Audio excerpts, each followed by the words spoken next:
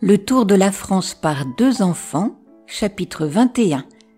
André ouvrier, les cours d'adultes, Julien écolier. 2 jours après leur arrivée à Épinal, grâce à l'activité d'André, grâce à celle de Madame Gertrude, nos enfants étaient complètement installés. André travaillait toute la journée à l'atelier de son patron, faisant rougir au feu de la forge le fer qu'il façonnait ensuite sur l'enclume et qui devenait entre ses mains tantôt une clé, tantôt un ressort de serrure, un verrou, un bec de canne. À ces moments perdus, le jeune serrurier, voulant se rendre utile à la mère Gertrude, fit la revue de toutes les serrures et ferrures de la maison. Il joua si bien du marteau et de la lime qu'il remit tout à neuf, au grand étonnement de la bonne vieille. Mais tout cela ne fut pas long à faire, car la maison de la mère Gertrude n'était pas grande. Aussi, il ne tarda pas à se trouver inoccupé le soir au retour de l'atelier. « André, lui dit Madame Gertrude, vous n'allez plus à l'école, vous voilà maintenant un jeune ouvrier. Mais ce n'est point une raison, n'est-ce pas, pour cesser de vous instruire. Tous les soirs, monsieur l'instituteur fait un cours gratuit pour les adultes.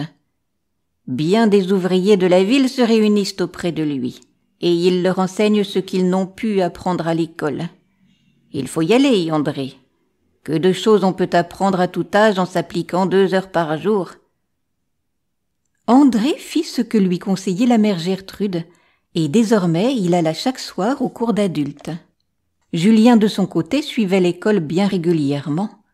Entre les heures de classe, quand son devoir était fait, au lieu d'aller vagabonder dans la rue, il rendait à la mère Gertrude tous les services qu'il pouvait. Il partait à la fontaine, il faisait les commissions, il descendait le bois du grenier, il sarclait les herbes folles du jardin. « Cet enfant, c'est mon bras droit », disait la bonne femme avec admiration.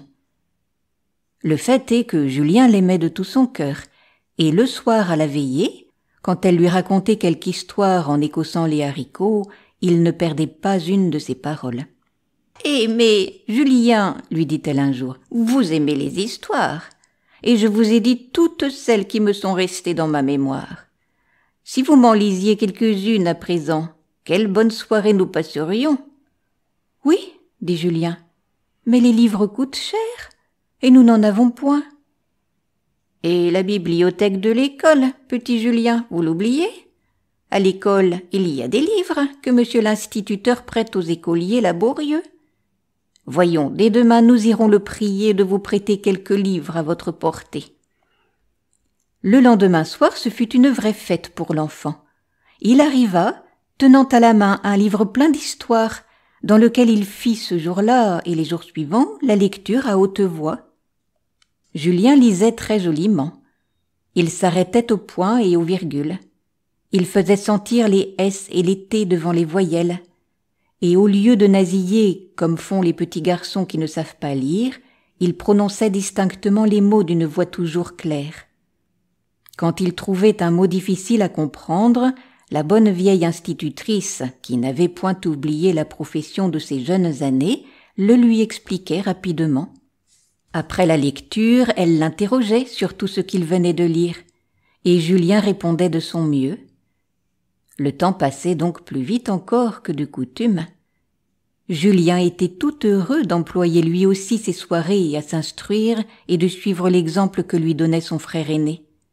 « Oh !» dit un jour Julien quand l'heure fut venue de se coucher. « C'est une bien belle chose d'avoir toute une bibliothèque où l'on peut emprunter des livres. Madame Gertrude, nous les lirons tous, n'est-ce pas ? » « Je ne demande pas mieux, » répondit en souriant la mère Gertrude. « Mais dites-moi, Julien, qui a fait les frais de tous ces livres dont la bibliothèque de l'école est remplie ? Et à qui devez-vous, en définitive, ce plaisir de la lecture ? Y avez-vous réfléchi ? » ?»« Non, » dit l'enfant, « je n'y songeais pas. »« Julien, les écoles, les cours d'adultes, les bibliothèques scolaires sont les bienfaits de la France. Chaque jour, elle augmente le nombre de ses écoles et de ses cours. Elle fonde de nouvelles bibliothèques. Appliquez-vous au travail. Instruisez-vous, soyez bons et généreux.